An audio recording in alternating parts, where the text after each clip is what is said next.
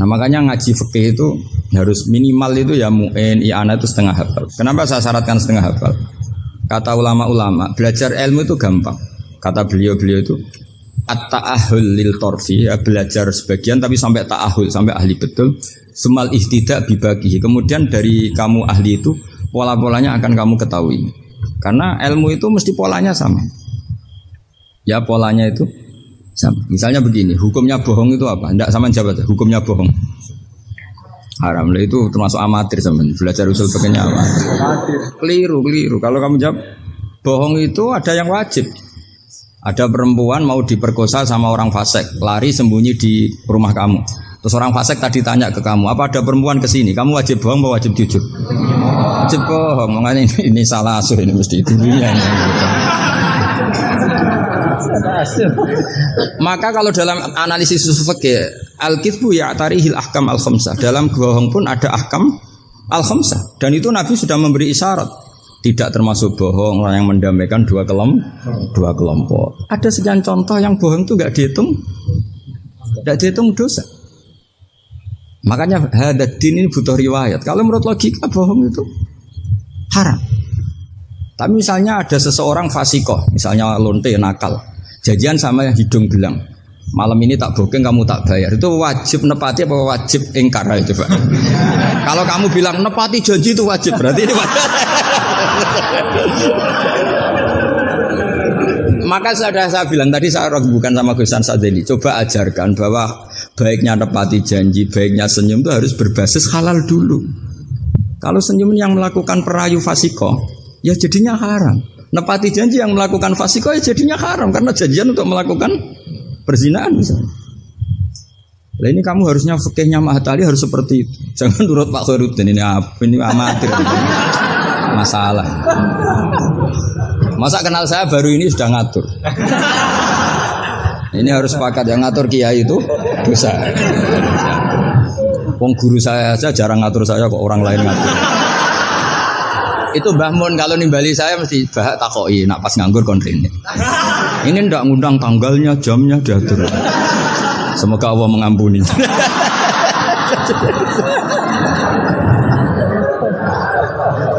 Ndak supaya Anda sadar bahwa di balik aturan-aturan prosedur juga aturan etika bainal ulama. Oke, aturan prosedur saya harus ngisi jam sekian. Itu aturan prosedur. Tapi aturan prosedur ini tidak mengalahkan hukum taklim muta'alim. Makanya semoga ngerubah jadwal ini bagian dari kafarah ya. Amin. Saya teruskan ya. Jadi fikih itu harus Anda itu harus setengah hafal. Ya minimal takrib mu'in. Nah, barokahnya setengah hafal ini kamu punya basis. Basis, kalau basisnya kuat nanti bisa ihtidak ila bagihi. Misalnya begini.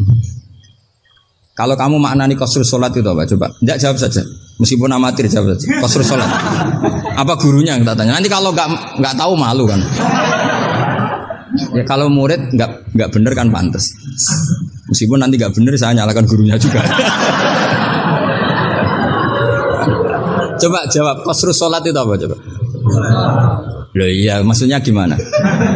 Dari 4 menjadi 2. Kalau dari 3? Enggak kan? Dari 2 enggak bisa. Itu pengetahuan standar ya. Pengetahuan standar. Amatir masalah. Tapi cukup lah. Cukup untuk ngelamar anak Pak Kaji itu sudah. Tapi sebetulnya ada qasrul salat yang makna lain, yaitu minal wujub ila tarkil wujub, atau minal haram menjadi tidak haram, atau minal ibtal atau mubtilat menjadi tidak mubtilat. Karena ayat itu turun ketika perang. Wa idza darabtum fil ardi falaysa 'alaikum junahun an taqsuru minas shalat. Itu ulama tafsir itu ijma, dan ini Anda pasti tidak tahu. Karena gurunya aja belum tahu ini. Itu sebetulnya ayat itu bukan turun tentang rubaiyah menjadi sunaiyah. Tapi tentang hamlud dam fi shalat itu enggak boleh, tapi gara-gara perang menjadi boleh. Bergerak salah suharokatin mutawaliyatin normalnya enggak boleh, gara-gara perang menjadi boleh. Maka di situ maknanya qasrus salat adalah minal wujub menjadi tidak wujub, minal ibtal menjadi tidak ibtal.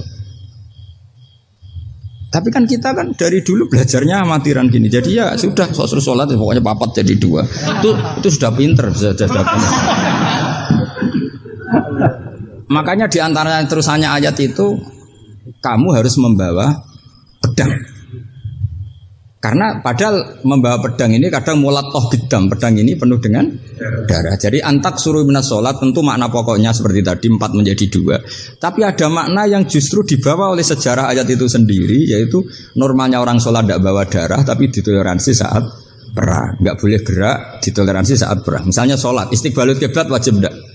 Wajib. Tapi fi syiddatil khaufi wajib tidak? Tidak. Nah, itu ya qasru sholat namanya. Jadi qasru maknanya mencendak, memperpendek dari syarat misalnya 100 atau 10 menjadi tinggal 4. Jadi qasru itu misalnya syara itu sihati sholat 10 gara-gara syiddatul khauf menjadi 4. La minas asroh ilal arba'ah ini juga qasru. Paham tak ya? Enggak, kalau ilmu yang kelas tinggi nerangkan ustadznya. Nanti muridnya tanya ustadz. Jadi artinya apa? Kamu bisa memahami gitu tuh kalau mutabakhir bil arabiyah, karena dari awal maknanya qasru itu nyendak. Nyendak itu bisa tadi dari syarat 10 menjadi 4. Itu juga qasru. Coba dalam sholat syiddatil khaufi yang dikurting berapa coba? Yang didiskon. Bisa gerak lebih dari 3 kali. Boleh hamlun najasah yaitu hamlut dam. Boleh tidak istiqbalul kiblat. Bahkan mungkin boleh ngomong dengan kadar yang penting untuk keselamatan orang Islam. Misalnya ada orang Abu Jahal mau bunuh Ustaz Khairuddin, kan bahaya bagi agama ini.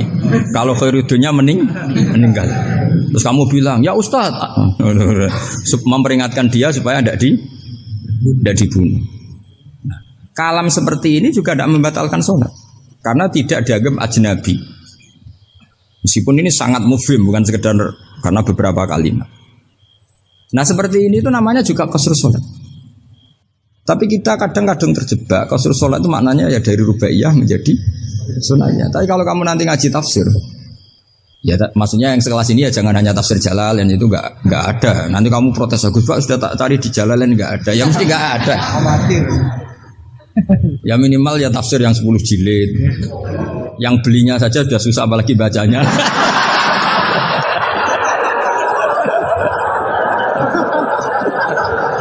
Ya kan yang belinya aja sudah susah apalagi bacanya. Tapi kan sekarang ada. Kalau pakai Maktabah Syamilah itu kitab bakhil itu namanya. Orang kok nggak mau modal itu. Beli HP 3 juta mau, pas mau beli kitab hanya pakai Maktabah Syamilah. Itu berapa harganya? 20.000. Itu kriminal menurut saya itu. Untuk calon ulama itu masalah. Karena kalau tradisinya ulama kan baca kitab, ditakriri, dibandingkan, terus dimuqabalah. Karena kalau kau tunggu Maktabah Syamilah mau kamu takriri gimana? Apalagi nyuwun sewu kalau ada tahrif atau apa kita ada ikut tanggung. Saya itu punya kitab Ihya itu kalau enggak 5-6 dari beberapa percetakan yang beda. Karena takut kadang tahrif. Apa? Tahrif itu potensinya begini. Makanya saya sarankan kalau Anda ingin mengkaji tafsir itu minimal i'anah itu setengah hafal. Karena dari hafal, kenapa saya milih i'anah? Karena qoribu ahdin bina, dekat sekali dengan kita. Misalnya sanad saya, misalnya saya Mbah Mun, Mbah Karim, Mbah Hashim pernah ngaji Syekh Mahfud Termas ngaji Sayyid Abi Bakar Satwa Sohibul i'anah. Kalau saya sanad dari keluarga saya, malah mbah saya kandung, itu pernah ketemu sama Sayyid Abi Bakar Satwa, pernah ngaji. Kalau sanad guru memang saya harus muter sampai 5. Di sebelah kiri juga sama. Mbahnya istri saya namanya Mbah Murtado sama mbahnya Mas Kamil itu pernah ngaji Sayyid Abi Bakar Satwa. Sama saya tak cerita. Misalnya begini, ada kitab itu membuang la, dengarin ya, membuang la. Itu kalau Anda yang hanya belajar di Mahatali seperti ini, mungkin buang la itu aneh karena la itu kata inti, tidak itu kan kata inti. Tapi di orang Arab buang la itu biasa. Jika tafsir Jalalain selalu mengatakan la uqsimu bihadzal balad, la uqsimu biyaumil qiyamah, la zaidatun, la difonis ya zaidah. Wong la itu maknanya tidak kok dikatakan zaidah. Karena memang dalam muhawaratul Arab atau muhadatsatul Arab mereka bilang la wa. Orang Arab itu kalau bilang wa itu enggak marem kalau tidak dimuqaddimai la wa. Sehingga la difonis zaidah. Tapi problem dikatakan zaidah begini, apa betul iya? Karena kebalikannya juga ada. La itu ada tapi di lafadz tidak ada. Maksudnya di lafadz tidak tertera. Misalnya wa'alal ladzina yutiqunahu fidyatun ta'amu miskin. Coba kalau kamu maknani tanpa la, orang yang mampu puasa pun enggak maknani tanpa la. Makanya tadi mukadimah saya kan kalau ingin belajar ilmu cari sisi ekstrimnya. Misalnya kalau kamu kangkang itu jelek, bayangkan kalau untuk cah jelek, tahu-tahu anak kamu jelek banget gitu. Itu kan cari sisi ekstrimnya. Itu kan tahu-tahu anak kamu nyesal punya bapak dan ibu kamu. Karena sekali pesek keriting, bojomu ya pesek keriting, terus anakmu kayak orang Afrika. Nak lanang rapo terus wedok. Itu kan kamu ikut dosa. Karena membuat generasi yang enggak laku rabi gara-gara salah. Ikut dosa. Makanya sebetulnya kalau nuruti logika cawe wedok untuk cah lanang elek agak sunat karena nolong merubah. Agak sunat sebenarnya. Tapi bisa saja cowoknya ini yang haram karena memperburuk. Karena biasanya kalau yang sahabatnya besar itu yang jadi. Karena yang wedok cantik, yang lanang jelek kan yang semangat yang lanang. Biasanya anaknya mirip bapaknya. Nah, itu masalah kan enggak. Itu kalau menurut di fikih itu logika. Tapi fikih kan enggak logika juga apa? Riwayat. Saya teruskan ya. Kalau Anda tahu di fikih yang boleh fidyah itu kan az-zamin orang yang lumpuh atau as-syekh. As-syekh sing marot sing la yurja buruhu. Saya ulang lagi, kalau kita ngelotok fikih yang boleh bayar fidyah itu siapa? Orang yang sudah lumpuh atau syekh orang tua yang enggak mungkin sembuh lagi, maka dia dianggap enggak mampu puasa diganti fidyah. Karena ada kepastian fikih demikian sehingga ketika kita baca ayat wa'alal ladzina yutiqunahu tetap kita baca la yutiqunahu. Kenapa kita tahu itu? Karena basis fikih kita cukup. Meskipun tidak ada la tapi basis kita mengarah ke la. Berarti yang menentukan kamu alim itu basis fikih apa basis lughat? Basis fikih. Kebetulan secara lughat disahkan. Apa bukti disahkan secara lughat? Ada kalimat biasa yang tidak ahkam syariah tapi buang la. Tawahi tafta'u tazkuru Yusuf ela tafta'u tazkuru Yusuf. Ketika Nabi Yakub sampai setengah buta, kata anak-anaknya, sudahlah bah, kamu itu terlalu selalu ingat Yusuf. Wow. Tawahi tafta'u ela tafta'u, artinya ada membuang la di dialog-dialog biasa. Kalau dalam dialog biasa bisa dibuang, maka dalam hukum juga bisa dibuang. Kayak wa'alal ladzina yutiqunahu fidyatun ta'am miskin ela yutiqunahu. Ada lagi contoh yang mesti membuang lah. Ini mujma'alah pasti. Maksudnya secara makna pasti mujma'alah. Mungkin ada yang mengkaji fikul Quran. Ada ayat di bab kalalah itu yastaftuna qulillahu yuftikum fil kalala ini mruun halaka laisa lahu waladu walahu ukhtun falaha nisuma tarok sampai seterusnya terus ditutup apa yubayyinu wallahu lakum an tadillu. Coba maknani tampallah. Oh, sesat semua. Cara sekretaris tadi sudah di-X semua. Coba kalau maknanya tambah lah. Yubayyinu nerangaken sapa Allahu Allah. Allah memberi penjelasan antandilu supaya kamu sesat. Betapa bodohnya kita. Itu jelas menyimpan la dan mujma'alah, enggak mungkin kamu maknanya tambah la. Karena kalau tambah la maknanya Allah memberi penjelasan agar kamu sesat. Itu mbok guru paling goblok pun tidak akan segoblok itu gitu. Akhirnya tafsir Jalalain ya urun, biasanya urun itu urun rembung. An sama ta terus dikasih la ya, biasanya tafsir Jalalain kan gitu. An terus dipotong ditambahi la. La ini di luar kurung karena enggak Quran, yang dalam kurung Qurannya terus la itu urunnya Imam Suyuti atau tafsir Jalalain. Pasti maknanya musma'aleh membuang la. Nah, kalau ada yang tidak membuang la pasti punya solusi lain yang maknanya sama. Misalnya gini. Kalau kamu belajar nahwu, saya ulang lagi, kalau kamu belajar nahwu, alfiyah lah. Saya tuh alfiyah juga, sarahnya itu setengah hafal, karena saya butuh paham. Ya butuh paham. Kamu milih mana, buang la sama buang mudhof, populer mana di nahwu? Ulama nahwu ada yang milih lebih populer buang mudhof. Misalnya was'alil qaryah, was'al ahlal qaryah. Ya misalnya gitu.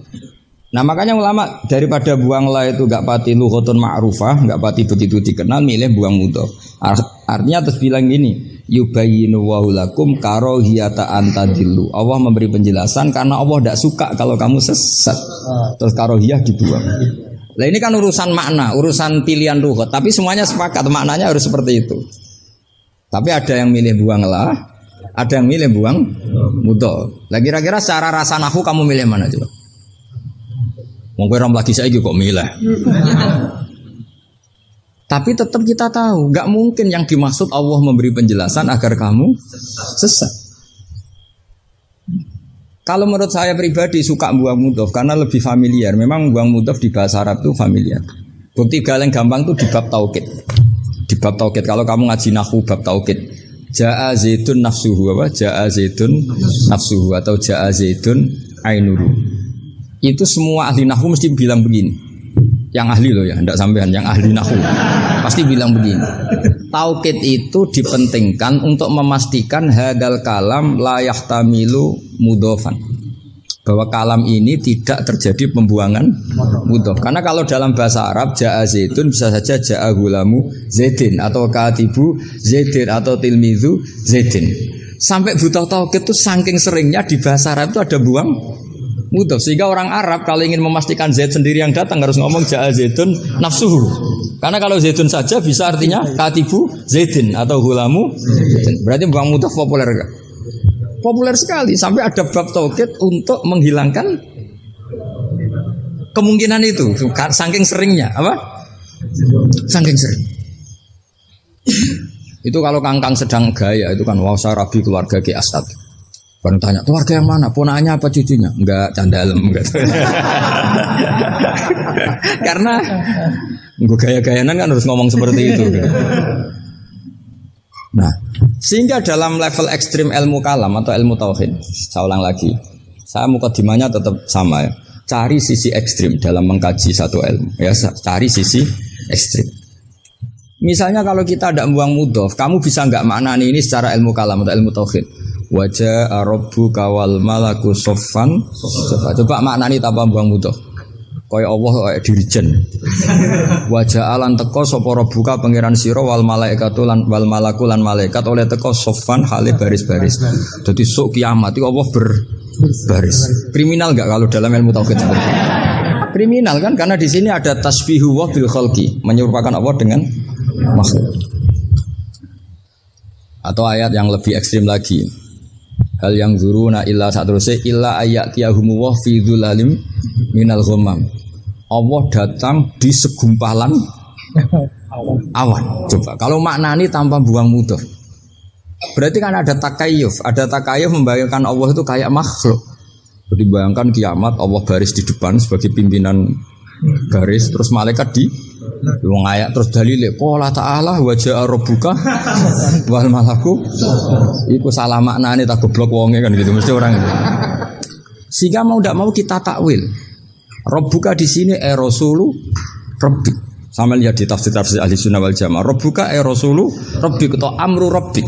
Saat itu datang perintah Tuhanmu yang mengharuskan para malaikat berbaris. Bukan Rabbuka dengan arti zat. Karena Allah sebagai zat la yahullu fi makanin. Allah wajib mukhalafatul hawadits. Nah, kalau Mahatali mau mengkaji fikih itu juga harus mengkaji lughat.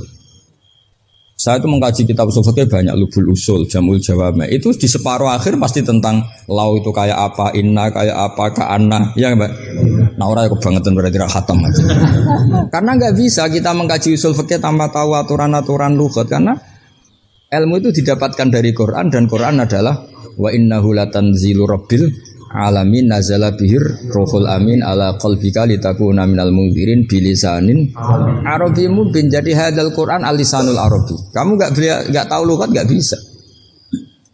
Makanya pernah ada khotib amatir, ya tentu khotib ini amatir. Kalau ketemu saya pasti tak PHK ya. Atau tak penjara lah. Bukan sekedar tak PHK tapi tak penjara. Itu ada khotib amatir mendalil ketika khutbah. Yaitu dia mungkin saking gobloknya atau khotib pesenan karena nggak tahu lah pokoknya. Atau ya baru habis dimari istri jadi goblok. Karena penyumbang kegoblokan para kiai itu istrinya kan. Itu sudah jelas. Itu kata Pak Said itu. Mau kiai pinter kaya apa, profesor pinter kaya apa. Ini kalau kata Pak Hasyim Muzadi itu masyhur ya. Ini ada ponakannya ya. Banyak profesor yang menjadi goblok karena apa? Istrinya. Jadi sudah belajar teori macam-macam, pas mau ke kampus dibentak istrinya. Itu sudah di kampus blank. Hilang gitu. Kiai juga gitu, ilmu sudah disiapkan mau dibentak sudah tuntas. Itu saya punya cerita dari bapak. Dulu para kiai itu pernah ngaji di dalam di rumah. Bareng kiai itu biasanya kalau pas latihan kiai itu rezekinya kan belum lancar. Karena ya biasalah diuji sama Allah. Dia agak-agak miskin atau ya miskin betul memang. Itu istrinya kan marah-marah. Karena ngajinya di rumah itu sampai istrinya santrinya itu dengar. Yus kono anakmu pakani kitab. Maksudnya itu. Wong wayahe blonjo kok tetep ngaji gitu. Akhirnya terus kiainya bilang, "Wis ngaji ning pondok, ngaji ning pondok." Jadi kiai ngaji di pondok itu karena tragedi itu awal. Itu awal peralihan dari rumah ke pondok. Semenjak itu kayak jadi mujma'ah kalau ngaji di pondok saja. Karena itu tegangannya lebih aman. Jadi kalau ada kiai kok berani ngaji di rumah jam belanja, apa? Kalau habis sisa enggak keren. Karena istri sudah mandi, sudah aman semua. 6:30 pagi. Jadi kalau ada kiai berani ngajar di rumah jam-jam belanja itu tak puji. Apalagi berani di istri kedua, oh tambah hebat. Tambah hebat. Ya. Ada yang berani? Ada. Terus gak ada masalah? Apa ada masalah disembunyikan? Banyak. Banyak. Saya teruskan. Di sini ada yang hafal Quran santri kamu? Ada. Gurunya hafal gak? Itu masalah. Bid'ah itu termasuk. Muridnya hafal, gurunya enggak. Si khotib tadi dalil begini. Wala tangkihul musyrikati hatta yu'min. Yaitu tentu nakaha itu hanya muta'addi limaf'ulin wahid. Ya saya ulang lagi, nakaha itu muta'addi limaf'ulin wahid. Yang binafsihi ya. Yang apa? Binafsihi. Kamu harus belajar nahwu. Saya bisa tafsir seperti ini ya barokahnya saya pernah nagriri alfiyah, saya pernah. Sampai sekarang saya itu masih belajar ilal. Kamu jangan kira saya sampai sekarang masih belajar ilal. Karena saya tahu ilmu ini sudah mau mati. Karena yang Mahatali aja tidak mesti bisa, apalagi yang enggak. Padahal maknanya Mahatali itu apa? Kelas tinggi. Buat tinggi bingungnya, buat ilmunya tidak tahu. Al-ali fi takhayyur au fil apa tidak tahu. Alinya kan kalau dalam ilmu balaghah kalau makmul dibuang itu umum, jadi gak jelas al-alif apa kan gak jelas karena makmulnya dibuang. Jadi bukan saya gojlok, memang secara ilmu balaghah gitu, kalau makmul dibuang itu umum. Jadi harusnya sampean tanya, Pak ini ali apanya Pak? Ali ilmunya apa ali? Karena tadi kadang santri itu gak berani boyong. Saya pernah punya cerita unik dari Mbah Mun. Kiai itu latihan enggak? Jadi kiai itu latihan. Kata Mbah Mun gini, saya itu pernah husnudzon sama santri yang kalau pereinan itu enggak pulang. Itu Mbah Mun anyaran kiai itu dipuji, wong pereinan kok enggak pulang, berarti capek, sergep gitu. Tapi Mbah Mun itu betapa kecewanya ketika santri itu dipanggil, "Cung, pereinan kok enggak pulang kenapa?" Nah ning omah kan ngarit, Mbah.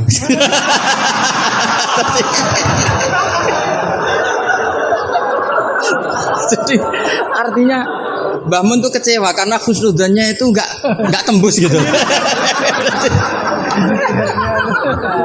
Nah bisa saja sampai meneruskan Mahat Ali itu bukan karena nyari ilmu, neng omahe wopo gitu. Jadi husnudzon itu ya kalau keterusan itu ya jadi goblok gitu. Saya enggak tahu, coba niat kamu Mahat Ali itu nyari ilmu apa daripada di rumah enggak jelas. Enggak usah dijawab, itu sudah kita usah dijawab. Ya wala tangkihul musyrikati hatta yu'min. Terus wala amatum mu'minatun khairum min musyrikati walau ajabatkum. Karena depannya wala tangkihu, berarti maknanya kan gini. Wala tangkihu lan ojo nekayo sira kabeh ayyuhal mukminun, karena khitabun lil jam'il mudzakkar ya, khitabun lil jam'il mudzakkar. Al musyrikati yang pira-pira wedok musyrikah, perempuan musyrikah. Nah karena depannya bi fathita, saya ulang lagi, karena depannya bifat khita. Ayat yang kedua atau aliniyah kedua ya, aliniyah kedua atau qadiyah kedua itu tetap dibaca wala tangkihul musyrikina hatta yu'minu. Tetap dibaca wala tangkihul. Itu sehingga orang Arabia enggak hafal Quran tapi dia malakah bil Arabia. Saya ulang lagi, dia ada ahli Quran tapi malakah bil Arabia karena dia dzauqus salim, al-urbul khulsu, dia orang Arab asli yang belum tercampuri oleh mu'arrab, oleh Arab-Arab palsu. Tidak Arab muwalladin kalau dalam bahasa balaghah. Terus bilang gini, ya khotib, katanya Pak Khotib, apa betul itu Quran? Kalau itu betul Quran, saya kecewa dengan Quran. Kata. Karena maknanya menjadi gini, wala tangkihulan ojo nekai siro kabeh para mukmin lelaki, karena khitabun jamil mudzakkar. Al musyrikina ing lanangan musyrik. Yang mau nikah sama lelaki musyrik itu ya siapa? Gitu. Mbok ndak usah dilarang ya ndak akan kita lakukan gitu. Mas, artinya gini kan menjadi tidak mutu kan, misalnya saya ngandani jenengan Kang, ini kan kalau segini bahasa Madura Kang ya Kang sama. Kang kowe aja nikah mbek Pak Khairuddin. Loh, enggak usah dilarang juga enggak akan kamu lakukan. Bisa muta-muta kamu kalau nikah sama lelaki kan gitu. Tapi kalau dibaca bi fathit ta maknanya seperti itu. Kalau bi fathit ta maknanya seperti itu. Maka semua ulama qurra ijma, saya ulang lagi ijma bacanya bidommit ta apa? Sehingga maknanya gini, wala tungkihu lan ojo nekahno sira kabeh para wali, terus maf'ul awalnya dibuang banatikum ing pira-pira anak wedok sira kabeh atau mauliyatakum ing wong wedok sing mbok waleni sira kabeh. Jadi hadil ayat khitabun lil auliya wala tungkihu ayyuhal auliya wala tungkihu lan aja nikahno sira kabeh para wali banatikum ing pira-pira anak wedon sira kabeh mbok nikahno al musyrikin ing lanangan musyrik. Itu baru benar. Kebetulan di Jumatan itu ada orang alim. Ya orang alim itu bisa saya, bisa Pak Khairuddin. Tapi andekan di polling pasti orang milih saya. Maksudnya sementara ini, tapi nanti nggak tahu saya. Kalau dia sregep terus nyalip saya nggak tahu. Tapi itu agak mokhal itu. Agak mokhal. Ya setidaknya mokhal adatan, bukan mokhal yang. Ya, mokhal ya. Mokhal kan. Mokhal adatan ya, bukan mokhal yang kotan tapi mokhal apa? Adatan. Ya, bukan mokhal aklan ya. Terus ada kiai bilang gini, ndak itu yang salah, ndak Qurannya, khotibnya. Itu semua Quran bacanya bidomit. Maka kalau sampean mengkaji Quran itu harus seperti ini, cari sisi ekstrimnya. Betapa fatalnya kalau kita salah harokat. Tapi dengan membayangkan gitu kan apa salah harokat kan buruk betul gitu, karena maknanya jadi parah ya, bisa berubah. Sehingga kita lah, tapi karena orang kadang wala tangihu itu bi fathit ta terus belakangnya ikut dibaca wala tangihu. Coba kalau kena adzauqus salim minal urbil khulsi, orang Arab yang masih murni itu iskal betul, karena maknanya menjadi dan jangan kalian menikah sama lelaki musyrik. Gua enggak usah dilarang ya gak akan terjadi. Nah terus kembali lagi ke fikih. Jadi pastikan fikih dulu. Kalau fikih sudah dipastikan, kamu baru tahu tentang lughatul Arabi atau istimalul Arabi atau al-lughatul Arabiyah. Tapi saya bahasakan lisanul Arabi. Saya beri contoh terakhir. Ini kan kebetulan tidak dibatasi. Kalau saya dibatasi saja mau mengakhiri ini, saya biasanya kalau ngisi ya 35 menit. Ini tinggal 5 menit. Ini terserah ustadznya, ada sesi tanya apa enggak. Kalau ada sesi tanya, resikonya yang goblok kita goblokin. Itu resikonya. Kedua, gurunya rata tanggung jawab. Nganti takok ngenteni ngundang kiai. Karena gurunya nakalan, belum dicucuk, belum dihormati, tapi kalau ada muskil nyewa kiai. Itu minsui adabi itu. Pasti guru yang enggak baik. Dicucuk mau, dihormati mau. Ketika ditanya, bagus Pak aja. Gitu. Itu ndak akhlak yang baik. Itu ndak akhlak yang baik. Lo tanyakan siapa saja itu akhlak yang nggak baik seperti itu, ndak akhlak yang baik. Tapi kalau akhlak nggak baik itu kita ikhlaskan terjadi ya monggo. Tapi saya maafkan. Begini misalnya, pastikan bahwa hukum fikih ini kan jurusan kamu kan fikih wa usuli dan katanya tadi fikih tafsir. Saya pastikan tafsir itu gampang. Pastikan kamu tuh alim fikih. Ya tadi minimal tuh setengah hafal ya. Tidak harus hafal betul, tidak mungkin. Nah, potongan sama itu tidak mungkin. Setengah saja. Ini bukan sultan, bukan sul yakin. Bukan sul yakin. Kalau sultan masih baik, ya. Sul yakin. Lo sama tidak usah tersinggung, biasa aja. Wong saya hanya ngomong, hati saya tetap khusnudzon. Bedanya ulama sama enggak gitu. Ulama itu rileks tapi hatinya salimal qalbi, salimas sarirah. Kalau orang munafik lisannya bagus tapi hatinya jelek. Jadi kalau saya lesannya bagus, terlalu bagus malah bahaya. Karena khasnya orang munafik tuh lesannya bagus. Wah, saya ngawur itu masih ada ilmunya.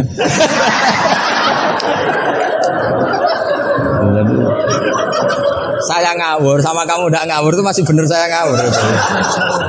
Karena ngawur pun ada apa? Ada ilmu. Itu dulu Rasulullah itu kalau sedang sumpek itu yang sekelilingnya nyari sahabat yang setengah ngawur-ngawur itu. Karena Abu Bakar itu terlalu sopan untuk bisa bikin Rasulullah tertawa. Umar ya gitu. Makanya ketika Rasulullah sumpek itu hazin itu kelihatan sumpah karena yang dipikir banyak tentu Rasulullah termasuk mikir sampean. Ngelebano swarga sampean yo angel. Karena kuota amalnya tidak cukup. Sampai Rasulullah nangis-nangis minta hak syafaat. Kalau Nabi mikir diri sendiri sudah selesai mulai dulu. Langsung masuk surga di depan. Yang agak ribet kan karena mikir nyafaati sampean-sampean ini. Kalau nyafaati saya agak ribet karena orang hafal Quran sudah dapat porsi sudah. Jadi sudah agak mati ribet. Yang ribet ini coba sampean atas nama apa coba? Kalau Habib Husain kan atas nama cucunya. Kalau Ustadz Khairuddin atas nama ustadznya. Kalau Mbak atas nama kaum lemah. Kalau sampean coba. Coba atas nama apa tuh? Mustadafin ya, sudah diikutkan partai lemah aja ya.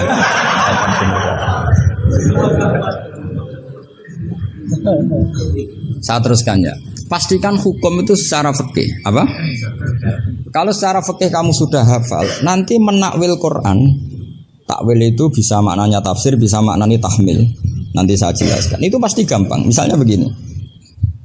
Muharramatun nikah itu ada berapa coba? Kan ada 7 yang bin nasab. Ya muharramat itu kan ada 3 sebetulnya. Muharramat bin nasab jumlahnya berapa? 7. Ada muharramat bil rodok jumlahnya juga 7. Ada muharramat bil musaharah karena bisanan. Ya karena apa? Terus yang terakhir ada haram min haitsul jam'u tapi tidak min haitsun nikah. Ya haram min haitsul jam'u tapi tidak haram min haitsun nikah. Kayak kamu nikah mbaknya otomatis enggak boleh nikahi adiknya selagi masih sah dengan mbaknya. Makanya nunggu mbaknya mati jadi urusan. Jadi kalau mbaknya mati betul enggak tahu saya itu. Semoga enggak karena apa-apa takdir. Tapi kalau adiknya cantik mbaknya jelek kok mati dulu. Itu kasat reserse bisa nyelidiki itu. Ya itu ya kita pastikan begitu dulu. Ya itu pastikan. Sehingga kamu hafal muharramat bin nasab kalau menurut bahasa Arab itu ada 7. Yaitu siapa? Ummahatukum khurimat alaikum ummahatukum wa banatukum wa akhwatukum wa ammatukum wa kholatukum wa banatul akhi. Jadi kalau orang Arab bilang itu 7. Tapi kalau orang Jawa cukup 4. Apa? 4 karena orang Jawa hanya ngitung ibu, putri, saudara, bule hanya 4. Karena orang Jawa bule dari bapak atau ibu namanya juga bule. Kalau orang Arab bilang dari bapak ammah, dari ibu khola, maka menjadi 5. Orang Jawa hanya bilang keponakan, apa? Keponakan. Orang Arab bilang banatul akhi, banatul ukhti. Jadi kalau orang Jawa bilang lebih simpel karena ammah sama ya karena sama ammah sama khola dihitung 1 ya kan? Bule ponakan dihitung 1, sementara di Arab dihitung 2. Terus rodok, terus tadi musoharo. Terus min haitsul jam'u. Kita ketika ngaji takrib, jam'u itu diteruskan. Tidak sah menjam'u baina mahromaini. Tidak diresaksikan bainal ukhtaini, tapi baina mahromaini.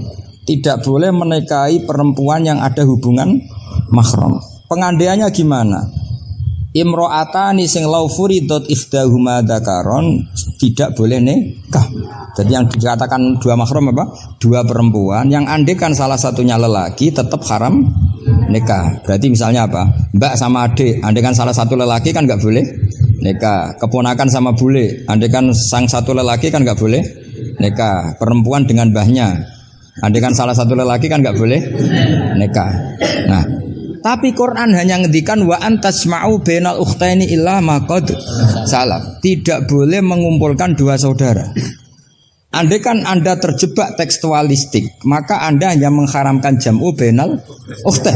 Dan itu bahaya betul secara fikih, kriminal besar ya. Karena kamu berarti menghalalkan orang menikahi perempuan berbarengan dengan bulenya. Kadang kan buliknya juga masih cantik. Iya, atau misalnya yang kamu nikahi umur 17, 18, buliknya umur 30. Terus cantik buliknya. Terus buliknya sekalian gitu. Atau nikahi buliknya terus ponakannya cantik. Kalau sama banyak kayak enggak ya.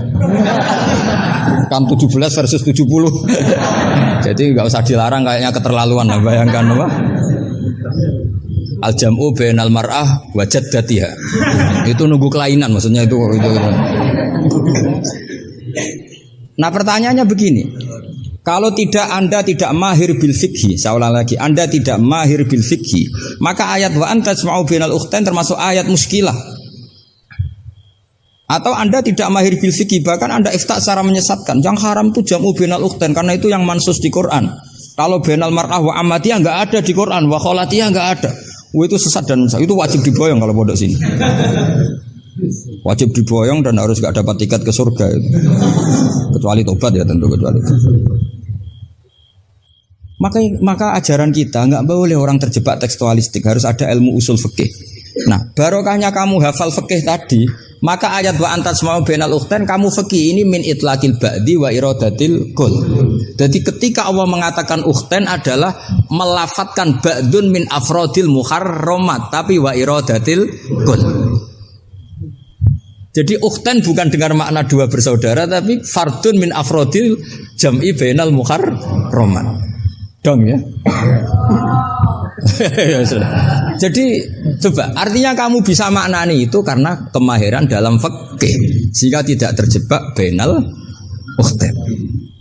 Makanya zaman Nabi Sugeng itu sudah menambahkan wala bainal mar'ati wa ammatiha wala bainal mar'ati wa kholatiha. Tapi Nabi memang enggak menambahkan wa jaddatiha. Karena Nabi tadi itu tahulah kalau itu hanya orang enggak waras yang bayangkan. Kan enggak usah dilarang juga pasti orang enggak akan melakukan itu. Kan misalnya yang kamu nikah kan rata-rata umur 20, mbahnya umur berapa coba? Ya sudah 70 kan. Enggak usah dilarang juga agak kebayang kan. Ya nunggu gak waras dulu kalau sampai kepikiran nikah ibahnya juga itu. Jangan mukallaf ini katanya. Nah, jadi saya ulang lagi ya, kalau kamu ingin mengkaji apa? Tafsir ya, pastikan fikih itu ngelotok andori kolbi. Sehingga lafat-lafat yang meskipun muhim itu memberi salah cipta. Cara kiye kan ini apa kalau muhim? Kiye Jawa maknane muhimun, lafat sing maringi salah cipta. Lafat yang zahirnya itu memberi salah paham. Muhim itu dulu. Ya kayak tadi loh, wa antas ma'um bainal ukhtain kan hadil ayat tuhimu seakan-akan yang haram itu hanya jam'u bainal ukhtain. Itu apa kalau bahasa Madura? Apa? Itu bahasa Indonesia, enggak bahasa. Itu bangsa Indonesia, ada bangsa Madura yang menurut bangsa Madura. Kalau tadi makna bangsa Indonesia bukan. Pokoknya seperti itu. Jadi kepastian, makanya menurut saya tradisi guru-guru kita ya mulai Mbah As'ad, mulai sekarang ada Gus Azaim, mulai dulu ada semuanya lah, ada Gus Fawaid. Tradisi guru kita ini sudah benar. Orang itu enggak boleh belajar tafsir Jalalain sebelum belajar mabadi' fikih, pesolatan, sulam taufik, sulam safinah. Sekarang itu termasuk minal fitan besar, termasuk fitnah besar sekarang. Orang belum belajar apa-apa langsung belajar tafsir. Saya ini kecelok ahli tafsir, tapi belum pernah saya baca tafsir secara masif. Saya tiap ngajar tafsir pasti ngajar fikih. Saya sampai sekarang masih ngajar Muhadzab, ngajar Fathul Wahab. Bahkan kitab terkecil fikih pun saya ajarkan, yaitu Sulam Taufik. Saya ngaji tafsir hanya 2 minggu sekali. Itu pun saya mesti ngomong fikih. Karena takut tadi. Takut orang-orang itu hanya ngomong tafsir, dan ngomong apa? Fikih. Itu termasuk ngaji khasa tafsir itu mesti ngomong fikih. Bahkan Pak Quraisyihab, Profesor Quraisyihab mengagumi saya dari segi saya selalu ngomong fikih. Karena tadi gak kebayang tafsir ini kalau gak dikawal fikih. Coba misalnya kalau wa antas ma'u bainal ukhtain, terus kamu secara lama bilang, oh ini jelas Allah hanya mengharamkan bainal ukhtain. Kalau boleh kan ya masih cantik. Waduh. Itu kalau saya jadi kiainya, saya langsung sujud sama Allah, ya Allah jangan kasih tiket surga. Bukan sekedar tak boyong. Kalau tak boyong masih bagus. Tapi kalau kita ngelotok fikih, secara fikih sudah angzori kolbin pasti tahu. Hadil ayat ini cara balaghah min itlaqil ba'di wa iradatil kul. Jadi ketika Allah menyebut bainal ukhtain mewakili makna bainal mahrumain. Apa? bainal mahram. Itu kan sama seperti Nabi ngendikan tawaf cung yo ning Hajar Aswad. Manane ya semua Ka'bah. Ora kok kowe mau bengi Hajar apa? Hajar Aswad. Itu biasa dalam bahasa Arab seperti itu. Sama seperti Nabi, orang baik adalah yang memegangi anak yatim, ngelus-ngelus kepala anak yatim. Kayak ngelus-ngelus tok bisa wong akeh. Maksudnya ngelus-ngelus itu bukti tarohum apa? Sayang lah, sayang itu dibuktikan dengan memberi kebutuhannya. Jadi ngelus-ngelus itu ya sambil ngasih 50.000 atau ngelus-ngelus tok ya repot. Iki kiai aneh cah yatim dikumpul kok. Dilus-lus tok karena hadisnya mau masur sil yatim. Ya ada seperti itu. Masru ibaratun anit tarohum. Wa tarohum ya min ayakuna infakon au ghaira infak. Ya harus seperti itu mau tidak mau. Kan makanya terus di pondok-pondok diajarkan balaghah. Kalau nggak diajarkan balaghah repot. Coba kalau kamu nggak ngaji balaghah, ayat ini maknanya arah kamu masuk neraka, tak jamin masuk neraka. Nanti tak pesankan Imam siapa? Malaikat Malik ya, bagian ngurusin neraka. Tak suruh mendaftar di depan itu kan. Coba kamu maknani tanpa balaghah. Yukhadi'una wa huwa khadi'uhum coba. Yukhadi'una bodoni sapa wong akeh Allah ing apa. Wa huwa lan utai Allah yukhadi'u bodoni mereka ya coba. Wah, tadi mereka menipu Allah apa balas? Kan kacau kan? Seperti itu ulama balaghah sepakat ini mimbabil musyakalah apa? Mimbabil musyakalah karena mereka menipu Allah, maka musyakalahnya dikatakan wa huwa khadi'uhum tapi dengan makna yang berbeda. Jadi maknanya wa huwa Allah khadi'uhum yang membalas tipuan mereka. Padahal kata membalas itu tidak ada di situ. Tapi kalau kamu maknani khadi'uhum dan Allah menipu mereka, berarti kamu nyifati Allah sebagai itu kafir berat itu. Bukan kafir ringan itu. Nah makanya kalau kamu mau belajar balaghah, cari sesi ekstrimnya. Betapa bahayanya kalau tidak belajar balaghah, maka wa huwa khadi'uhum kamu akan salah makna. Juga begitu juga di wa antasma'u bainal ikhtilaf. Jadi kembali ke depan bahwa kita kalau mau mengkaji ilmu itu cari sisi ekstrimnya. Supaya kamu tahu betapa bahayanya kalau tidak menguasai ilmu itu. Pasti apa fasuilu fa'aftu bi ghairi ilmin fadallu wa adallu. Ya sekian, assalamualaikum warahmatullahi wabarakatuh.